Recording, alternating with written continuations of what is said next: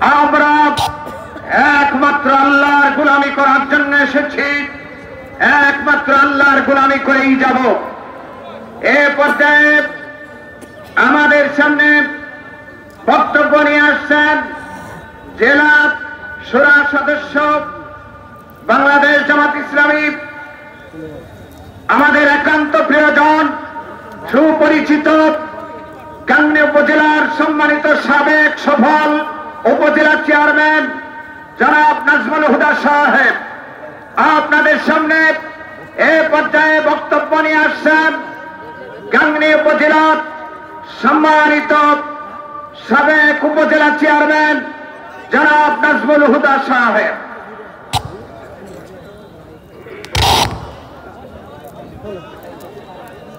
আলহামদুলিল্লাহ, আলহামদুলিল্লাহ রাব্বিল আলামিন, আসসালাতু ওয়াসসালামু আলা সাইয়্যিদিল মুরসালিন ওয়া আলিহি ওয়া সাহবিহি আজমাইন। বাংলাদেশ জামাত ইসলামী গাংনী উপজেলা পৌর শাখা কর্তৃক আয়োজিত আজকের এই কর্মী সম্মেলনের সম্মানিত সভাপতি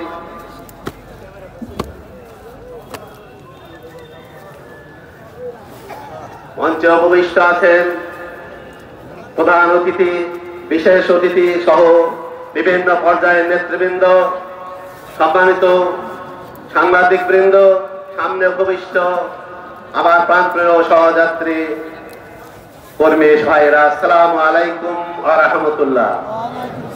দীর্ঘ প্রায় 16 বছর পর আজকের এই খোলা মাঠে উন্মুক্ত আকাশের নিচে আপনাদের সুন্দর পরিবেশে আজ হাজারো জনতাকে নিয়ে যে কর্মী সম্মেলন আয়োজন করার সুযোগ যে রব্বুল আলামিন দিয়েছেন, সেই সত্তার শুকরিয়া আদায় করি আলহামদুলিল্লাহ। বিগত 5ই আগস্টে ছাত্র জনতা ঐক্যবদ্ধ আন্দোলনের ফলে বিগত স্বৈরাচারী শাসকের পথ পালিয়ে যাওয়ার মধ্য দিয়ে দেশে একটা উন্মুক্ত পরিবেশ বিরাজ করছে। জনগণ তাদের বাক স্বাধীনতা ফেরত পেয়েছে। তারই পরিপ্রেক্ষিতে আজকে আমরা আমাদের এই কর্মী সম্মেলন উন্মুক্ত ময়দানে চালু করতে পারছি। সম্মানিত ভাইরা, এই আন্দোলনকে যারা বাস্তবায়ন করতে গিয়ে নিহত হয়েছেন তাদের মাগফিরাত কামনা করছি, যারা আহত হয়েছেন তাদের দ্রুত সুস্থতা কামনা করছি।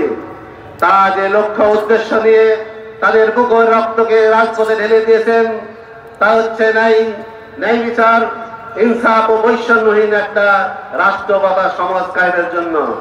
কিন্তু আমরা আজকে দেখতে পাচ্ছি প্রায় 5 মাস হলো অন্তর্বর্তীকালীন সরকার আমাদের এই দেশটা তাদের দক্ষতা, সততা ও নিষ্ঠতার সাথে পরিচালনা করছেন।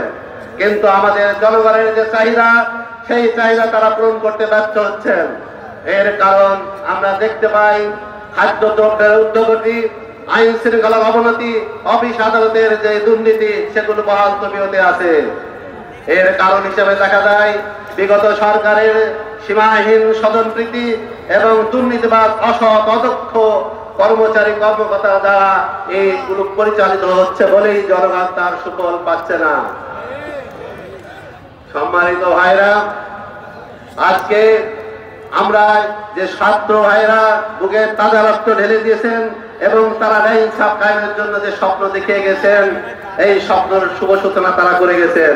এগুলো বাস্তবায়ন করার দায়িত্ব বাংলাদেশের রাজনৈতিক দলগুলো এবং আমাদের পরে এরা অনেক বড় আমানত হিসাবে চেপে আছে।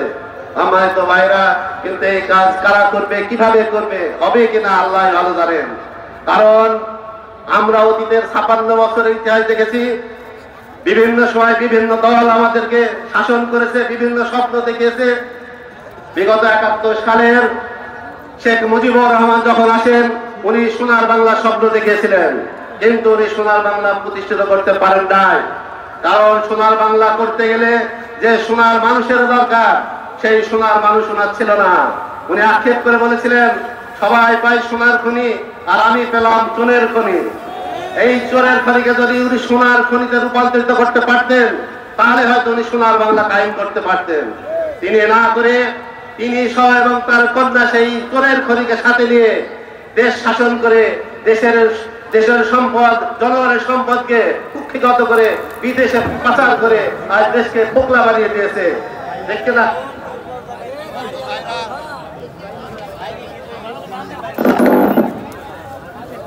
সম্মানিত ভাইরা, আমরা জানি যে সোনার মানুষ ছাড়া সোনার বাংলা গড়া যায় না।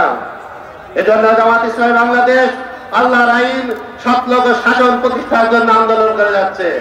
এই সৎলোক আজ বাংলাদেশের প্রচুর প্রয়োজন, কিন্তু সৎলোক আমরা কিভাবে পাবো? এই সৎলোক বাইরে থেকে আনা যাবে না, আকাশ থেকে নাজিল হবে না। এই সৎলোক আমাদের মধ্যে থেকেই তৈরি করতে হবে, এবং সেটা রাসূল সাল্লাল্লাহু আলাইহি ওয়াসাল্লামের দেখানো ও শেখানো পথ দিয়ে করতে হবে।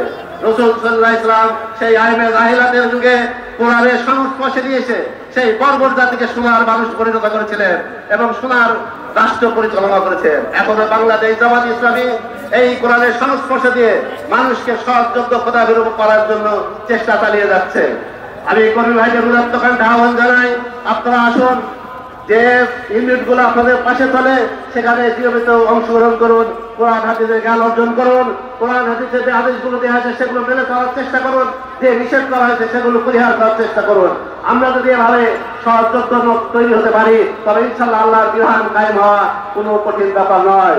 আর আল্লাহর বিধান যদি জমিনে চালু হয়, আল্লাহর যে আলো, আল্লাহর যে বাতাস, যেমন সবাই দল মত নির্বিশেষে সবাইকে অনুভব করে, আল্লাহর বিধান চালু হলে এদেশের জনগণ রাষ্ট্রীয় যত সুযোগ সুবিধা সেবা সবকিছু সমভাবে উপভোগ করবে ইনশাআল্লাহ।